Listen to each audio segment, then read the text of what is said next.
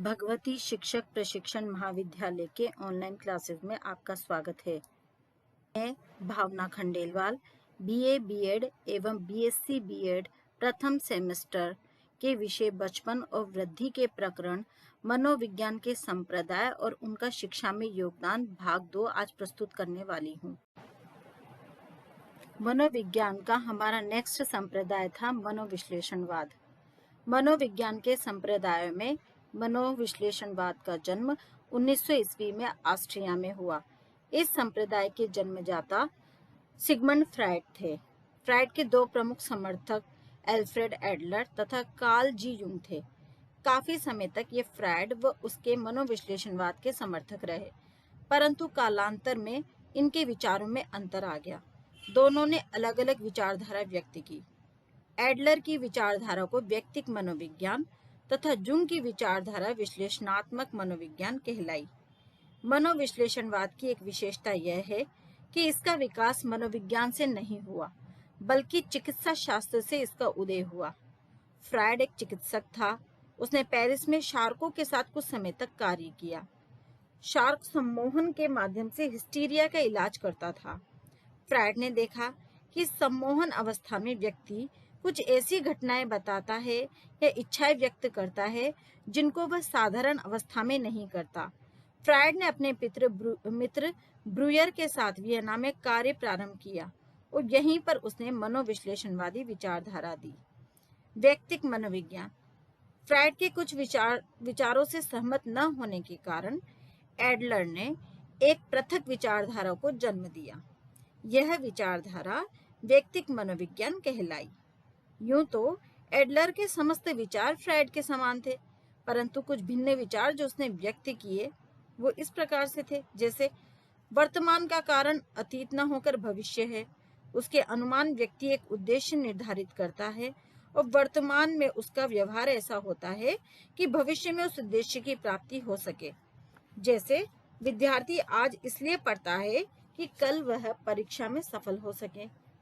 मनुष्य के व्यवहार को परिचालित करने के लिए शक्ति का स्रोत कामवृत्ति न होकर रचनात्मक शक्ति है। व्यक्ति में दो प्रकार की ग्रंथियां विकसित हो सकती है, एक तो हीन भावना ग्रंथि और एक उच्च भावना ग्रंथि। जो विश्लेषणात्मक मनोविज्ञान था उसका जो जुंग ने उसमें बताया है कि व्यवहार के परिचालन के पीछे जो शक्ति काम कर रही है वह न तो कामवृत्ति है और न ही रचनात्मक शक्ति। यह है अभिन्न जीवन शक्ति। व्यक्ति का अचेतन मन दो भागों में विभक्त है, सम्मिलित अचेतन और व्यक्तिगत अचेतन। सम्मिलित अचेतन प्रत्येक व्यक्ति का समान होता है, यहाँ कुछ आदिम इच्छाएं रहती है। व्यक्तिगत अचेतन प्रत्येक व्यक्ति का भिन्न होता है, यहाँ स्वयं व्यक्ति द्वारा दमित इच्छाएं व आवश्यकताएं रहती है। जुंग ने बताया कि व्यक्तित्व दो प्रकार का होता है, अंतर्मुखी और बहिर्मुखी। इस प्रकार फ्रायड से मतभेद होने के कारण जुंग ने विश्लेषणात्मक मनोविज्ञान को जन्म दिया। अब मनोविश्लेषणात्मक सिद्धांत का संप्रदाय का शिक्षा में क्या महत्व है? स्कूलों में बहुत से बालक ऐसे होते हैं जो मानसिक बीमारियों से घिरे होते हैं, जैसे द्वंद्व, दुश्चिंता, स्नायु रोग, तनाव। ये सभी मानसिक विकार बालक के विकास में बाधक होते हैं। मनोविश्लेषणवाद यह बताता है कि किस प्रकार अचेतन मन में स्थित कारणों का पता लगाकर बीमारियों को दूर किया जाए। विद्यालय में कभी बालक असामान्य व्यवहार करते हैं। मनोविश्लेषणवाद के अनुसार असामान्य व्यवहार के कुछ कारण अचेतन में स्थित है। इनसे स्वयं छात्र भी अवगत नहीं होते, अतः अध्यापक को उनके अवांछित व्यवहार के लिए कठोर दंड देना उचित नहीं है। यह विचार मनोविश्लेषणवाद द्वारा ही प्रकाश में लाए गए। बालक की जो दमित इच्छाएं हैं उनके स्वतंत्र साहचर्य से बालक हल्कापन अनुभव करता है। अध्यापक भी बालकों पर इसका प्रयोग कर सकता है। मनोविश्लेषणवाद अप्रत्यक्ष रूप से बालकों को काम शिक्षा देने पर जोर देता है। वर्तमान परिस्थितियों को देखते हुए काम शिक्षा का महत्व स्पष्ट है। किशोरावस्था के विद्यार्थियों में प्राय कुछ मनोरोगी हो जाते हैं। जैसे स्वप्रेम, खुद से प्रेम, पीड़न रति, स्वपीड़न रति, भावना ग्रंथियां, इनके कारणों आदि पर मनोविश्लेषणवाद ने काफी प्रभाव डाला है। जुंग द्वारा बताए गए व्यक्तित्व के प्रकार के आधार पर बालकों के व्यक्तित्व का समुचित विकास किया जा सकता है। कुछ विद्यार्थी तोड़फोड़ करते हैं। फ्रायड द्वारा बताई गई मृत्यु मूल प्रवृत्ति को जानने के बाद अध्यापक द्वारा इसके लिए विद्यार्थियों को दंड न देकर उनका शोधन करना अधिक उपयुक्त है। नेक्स्ट संप्रदाय हमारा है व्यवहारवाद। व्यवहारवाद कार्यात्मवाद एवं संरचनावाद के विरुद्ध एक निश्चित तथा व्यवस्थित संप्रदाय के रूप में स्थापित किया गया। व्यवहारवाद का प्रमुख रूप से उदय अंतर्दर्शन की आलोचना करने को हुआ। इस विचारधारा का जन्म 1912 में अमेरिका में हुआ। इस विचारधारा के जनक जॉन ब्रोडस वॉटसन हैं, जिन्हें हम वॉटसन भी कहते हैं।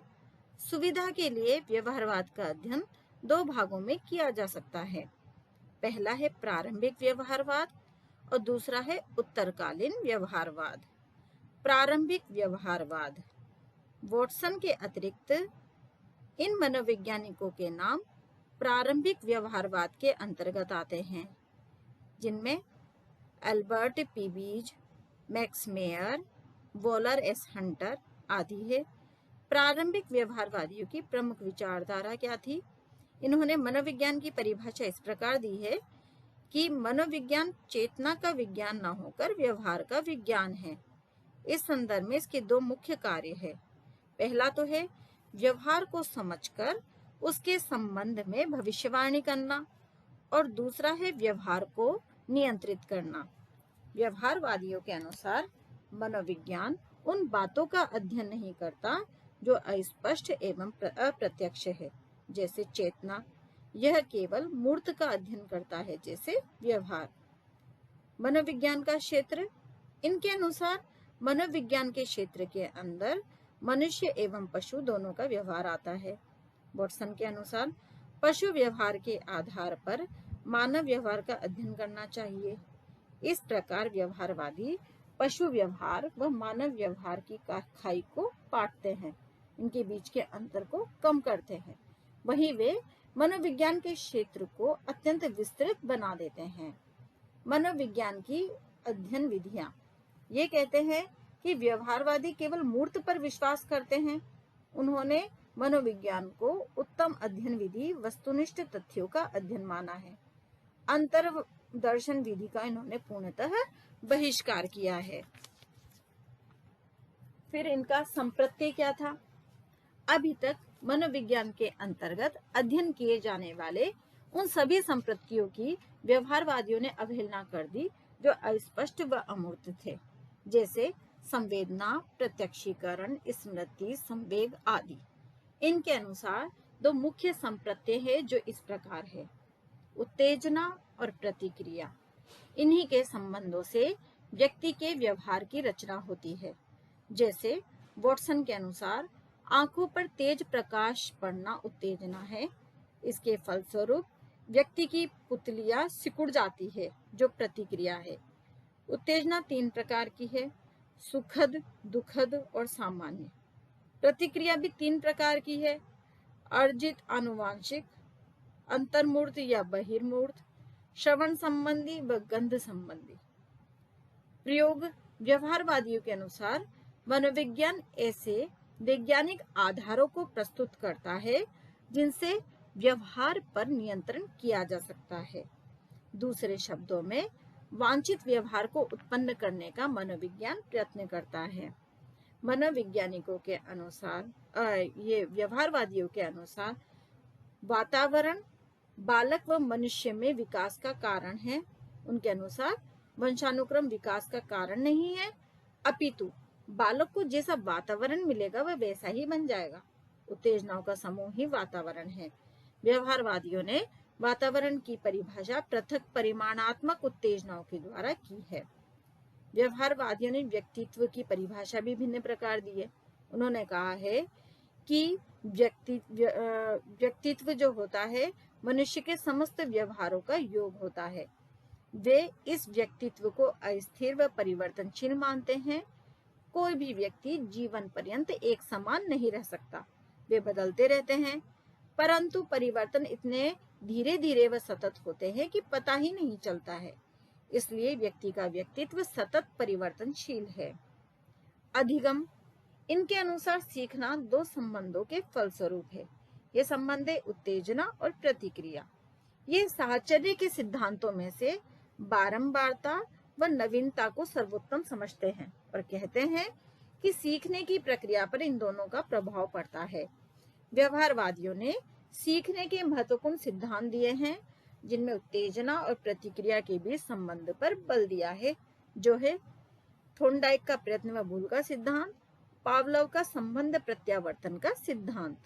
यह स्पष्ट कर देना आवश्यक है कि ये मनोवैज्ञानिक व्यवहारवादी है और साहचर्यवादी भी, क्योंकि जहां ये व्यवहारवादियों की भांति उत्तेजना व प्रतिक्रिया पर विश्वास करते हैं, वहां दोनों के साहचर्य पर भी बल दिया जाता है।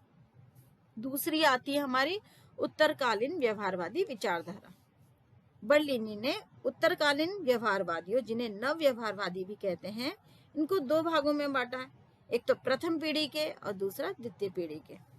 प्रथम पीढ़ी के व्यवहारवादी, सन 1930 में कुछ नए व्यवहारवादियों का उद्भव हुआ, जिनमें एडवर्ड सी टॉलमैन, क्लार्क एल हल, बी.एफ. स्किनर आदि थे। इन्होंने सीखने के सिद्धांत प्रतिपादित किए। प्रारंभिक व्यवहारवाद की आलोचना, प्रथम पीढ़ी के व्यवहारवादियों ने प्रारंभिक व्यवहारवाद की आलोचना की। कैसे? इन्होंने कहा कि चेतना, भावना आदि का बहिष्कार करता है। यह मनुष्य को मशीन के समान मानता है। यह मानसिक क्रियाओं की आलोचना करता है। इसका कोई उद्देश्य नहीं है। इनके अध्ययन का मुख्य क्षेत्र पशु है, अतः इन्हीं बातों का अध्ययन करता है जो वह पशु व मनुष्यों में समान है। अब प्रथम पीढ़ी के व्यवहारवादी मनोवैज्ञानिक को दो भागों में विभक्त हो गए। एक भाग ने तो उत्तेजना व प्रतिक्रिया वाली विचारधारा का ही अनुसरण किया। दूसरी विचारधारा में ज्ञानात्मक का प्रभाव, जैसे टॉलमैन ने, पूर्ण रूप से वातावरणात्मक नहीं है। इसमें उद्देश्य भी समाहित है।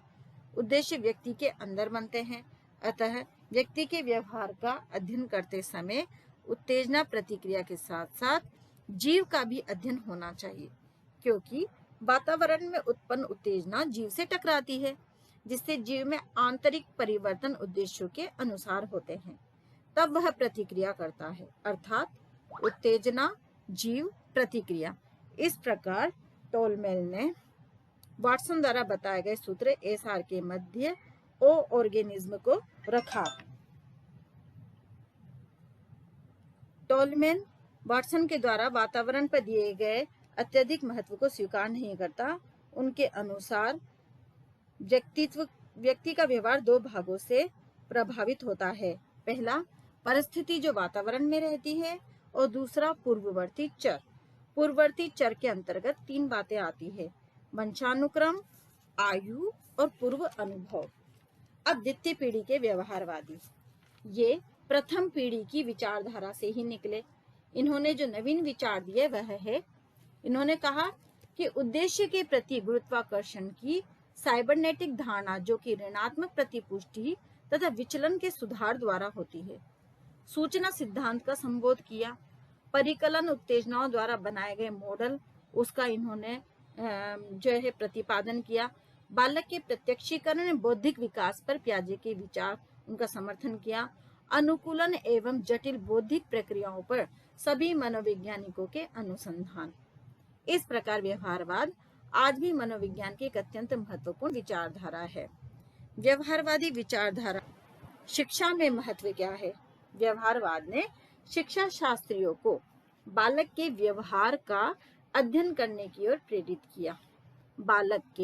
बालकों के अध्ययन के लिए वस्तुनिष्ठ विधियों का प्रयोग किया, जिससे बालकों का सही अध्ययन हो सके। इन्होंने उत्तेजना पर बल दिया, जिससे स्पष्ट हुआ कि बालक तभी ध्यान देगा व अनुशासन में रहेगा जब अध्यापक उन्हें पढ़ने के लिए उत्तेजित करेगा। वातावरण की महत्ता को स्थापित किया, जिससे विद्यालयों में संतोषजनक वातावरण बनाने पर जोर दिया गया। व्यवहारवादियों द्वारा किए गए सीखने के नियम व सिद्धांत शिक्षण प्रक्रिया को प्रभावी बनाने में मददगार है। व्यवहारवादियों का मानना है कि शारीरिक विकास की ओर भी ध्यान दिया जाए।